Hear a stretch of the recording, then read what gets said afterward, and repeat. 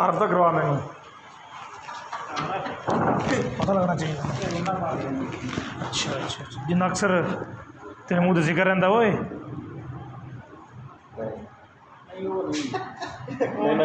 पुरानी पहली की छड़ के मैं दूसरी जिमें नहीं आ बंदे ब्याह करते हैं पहला तो दूसरा की नाम की मेरा नाम मैडम खान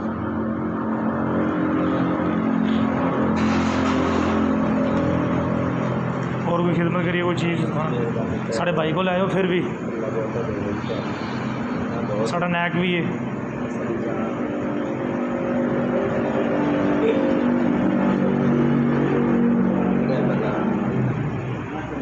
बुखार चढ़ा